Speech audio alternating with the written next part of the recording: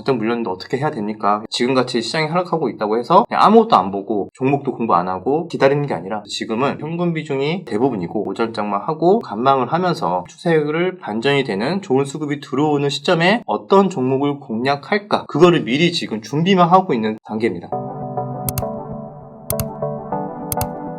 안녕하세요. 전업투자자 주덕입니다. 4월 25일 이제 월요일이고요. 시장에 대해서 좀 안 좋게 계속 좀 말씀을 드렸던 걸 기억을 합니다. 제 영상을 꾸준하게 보신 분들은 이제 아시겠지만 그게 점점 뭔가 현실화되고 있는 과정인 것 같아서 많은 분들이 좀 힘들어하고 있는 시점, 그리고 많이 물려서 계좌 관리를 어떻게 해야 되나 약간 이렇게 생각하시는 분들이 많을 것 같아서 지금 시장에 대한 제 생각과 이 계좌 관리 운영을 어떻게 해야 되는지 좀 간단하게 좀 설명을 드릴게요. 지금 시장은 언제 그랬냐는 듯이 지금 다시 전저점 부근까지 빠지고 있어요. 외국인은 연일 계속 매도를 하고 있습니다. 자, 이런 상황이 1분기 실적까지는 그나마 기업들이 버텨주는 거 있는 것 같다라고 생각하는 관점이 많은 것 같아요. 그런데 지금 사실상 1분기도 미국도 그렇고 점점 어닝 쇼크를 나오는 기업들이 많아지기 시작했고 지금 시장이 두려워하는 거는 1분기 당장 실적보다 어떻게 보면 1분기 실적이 살짝 시그널을 줄 수 있는 거죠. 올해 2분기, 3분기로 갈수록 정말 실적이 안 좋아질 수 있겠구나라는 힌트를 지금 1분기 때 살짝 주고 있는데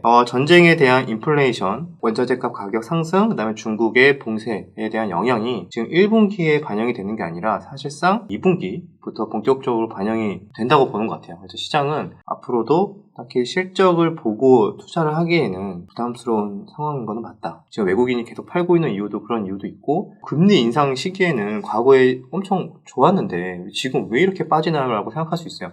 금리 인상 때문에 이렇게 빠지는 거라면 과거에 금리 인상 시기 때 계속 잠깐 조정받고 쭉 올라갔던 거는 왜 대부분 많은 전문가들이 TV에서 나오시는 분들이 다 똑같이 말씀하시는 게 뭐죠? 과거에 이랬으니까 지금도 이럴 거다. 보통 그렇게 대부분 통계를 보고 말씀을 주시죠. 그런데 과거랑 정말 비슷한 상황이면은 그럴 수 있는데 지금은 상황이 좀 많이 다른 것 같아요. 그때는 정말 경기가 좋아서 과열이 될까봐 금리 인상을 하는 게 거의 대부분이었고 이번에는 유동성을 생각보다 너무 많이 풀어가지고 코로나 이후에 푼 자금이 최근에 10년 동안 푼 거에 거의 2배 이상 자금을 풀어버리니까 너무 무식하게 찍어냈다. 그래서 그 찍어내는 거에 대한 후폭풍을 이제 우리는 겪을 시기가 온 거죠. 인플레이션으로 오고 원자재가 급등으로 와서 그게 이제 기업들의 비용 증가, 그다음에 실적 악화로 연결되고 사람들의 가처분 소득이 감소를 하게 되는 과정에서 소비가 감소하고 기름값부터 주유를 하려고 하면은 예전에는 거의 뭐 한 5만원, 6만원 넣으면 되는 게 지금은 거의 8만원, 9만원 넣어야 되는 거니까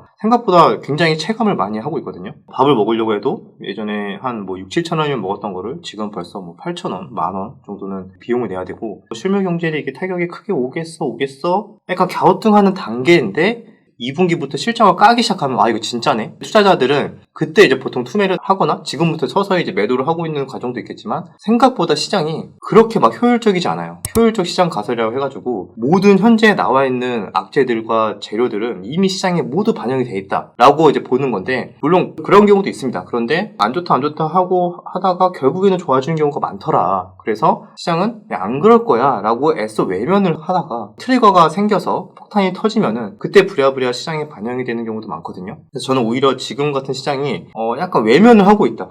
정말 스태그플레이션으로 가고 있는 이 단계에서 좀 외면을 하고 있는 단계라고 보고 스태그플레이션이라는 시그널이 여러 개가 발견이 될수록 시장은 그때 또 긴박하게 움직일 수 있다고 저는 보고 있습니다. 그러면은 예전에는 금리 인상 시기 때 올랐는데 지금은 오히려 더 분위기가 안 좋아지고 있잖아요. 그게 다른 거예요. 경기가 너무 좋아서 인플레이션 오는 거랑 그 예전에는 수요가 증가를 해서 여러분들 그 수요와 공급 곡선 있죠? 수요가 강하게 증가를 해서 물가가 올라가서 그것 때문에 금리를 올리는 경우랑 지금은 수요는 잘 모르겠어요. 수요는 뭐 조금 올라갔을 수도 있고 아니면 뭐 비슷할 수 있는데 지금은 공급이 감소를 해서 총 생산량 자체가 감소하는 과정에서 공급이 부족해버리니까 가격이 오르는 거예요. 그러면 공급이 줄어들어서 가격이 올라가는 현상인데 그것 때문에 금리를 올린다? 그게 바로 스태그플레이션을 갈 수 있는 조건이 되는 겁니다. 경기가 총 생산되는 수량은 줄어드는데 금리까지 올라가서 국민들과 그다음에 기업들의 비용까지 증가하게 되면서 소비가 감소하고 기업의 실적이 줄어들고 기업의 실적이 줄어들면은 투자가 줄어들고 고용이 줄어들고 고용과 투자가 줄어들면은 노동자들도 소비를 줄이고 금리가 올라갔으니까 더 소비를 줄이고 왜냐면 인플레이션까지 오니까 그걸 이제 계산해서 필수로 우리가 살아가야 하는 의식주를 빼고는 사치제나 뭐 기타 등등 이런 것들을 또 소비를 줄 수밖에 없는 그런 상황이 본격적으로 확 왔다기보다는 2분기, 3분기로 갈수록 체감을 하는 단계가 올 거다라고 보고 있습니다. 그러면 시장은 생각보다 빠르게 반영이 되기 때문에 보통은 뭐 6개월 정도 길게는 1년까지도 빨리 반영을 한다고 해요. 그래서 그러면은 올해 2분기, 3분기가 정말 안 좋아진다고 만약에 봤을 때는 지금 6개월 빨리 반영이 된다면 지금 거의 빠르게 반영이 된 게 아닌가요? 라고 생각할 수도 있어요. 물론 그럴 수도 있는데 아직 문제는 이제 수급적인 요인이 연결되어서 같이 볼 수가 있어요. 지금 시장이 계속 안 좋게 흘러가고 있는데 흔히 말해서 그런 투매, 그러니까 신용 반대 매매까지 경기가 하락하는 그 정도의 하락은 나오지 않았다고 보고 있거든요. 신용을 많이 들어갔던 수급들이 어쩔 수 없이 손절이 손절을 부르고 손절이 손절을 부르는 그런 매물이 나오면서 급격하게 하락하는 투매가 충분히 나올 수 있다. 이렇게 지금 시장은 1% 이렇게 빠지고 있잖아요. 그 1%씩 빠지는 게 거의 잽 계속 맞고 있는 거예요. 계속 맞다 보면 어떻게 되죠? 약간의 잽만 맞아도 KO가 되는, 쓰러지는 경우가 생기는데 그때 투자자들은 참지 못하고 가지고 있는 거를 반대 매매 어쩔 수 없이 파는 물량과 손절에 대한 물량이 쭉 나오면서 우리 시장은 더 크게 휘청거릴 수 있다. 그런 구간까지 올 수 있기 때문에 여기에 맞게 계좌 운용을 하는 게 되게 중요하다고 볼 수 있습니다. 저는 그래서 어떻게 운용을 지금 하고 있냐면 시장에서 충분히 수급적인 요인이나 추세가 좀 반전이 되는 포인트가 오기 전까지는 오전에만 매매를 하고 기존에 물려있던 만약에 스윙 포지션이 있을 수도 있잖아요. 그러면은 물려있는 거 뭐 손절로 인정하고 오전에 트레이딩으로 수익이 난다면은 기존에 물려있던 거를 정리하고 손절하고 이런 식으로 해서 계좌의 종목 수를 줄이고 비중을 계속 조절하는 겁니다. 저는 트레이딩이랑 스윙 계좌 둘 다 있다 보니까 트레이딩에서 오전장만 매매를 보통 해서 수익이 나면은 거기에서도 일부분 정도는 만약에 물려있는 종목 이건 좀 아니다 싶은 종목들은 전부 다까지는 아니더라도 10% 20%씩 비중을 줄입니다. 그러면은 계좌가 생각보다 깔끔해지면서 가벼워져요. 마음이 좀 더 편안해지면서 이런 식으로 어떻게 대응을 하면 되겠다. 그렇게 조금씩 현금 비중이 늘어나기 시작하고 지금 시장이 계속 어느 정도 하락하다가 여러분들 뭐 끝없이 하락하는 시장은 없겠죠. 반등이 나오는 시점이 올 텐데 그 시점에 내가 기준에 맞는 수급이나 좋은 차트 흐름이 나온다면은 그때 내가 조금씩 조절했던 종목을 다시 똑같은 종목을 사는 게 아니라 따로 또 좋게 보는 종목들, 좋은 추세를 돌리는 종목들에 한해서 그때 재차 공략을 하는 그런 식으로 저는 보통 대응을 하고 있습니다. 지금은 사실상 거의 현금 비중이 대부분이고 그다음 오전장만 하고 나머지는 좀 관망을 하면서 추세를 반전이 되는 좋은 수급이 들어오는 시점에 어떤 종목을 공략할까 그거를 미리 지금 준비만 하고 있는 단계입니다. 지금같이 시장이 하락하고 있다고 해서 그냥 아무것도 안 보고 종목도 공부 안 하고 기다리는 게 아니라 시장에 반전이 일어난다면은 뭐부터 사야겠다. 신용 반대 매매에 가까운 엄청난 투매가 확 나와준다면은 그 상황에 나는 현금을 많이 들고 있으니까 뭘 사야겠다. 이런 것들을 지금 다 준비를 하고 있는 단계예요. 여러분들도 혹시나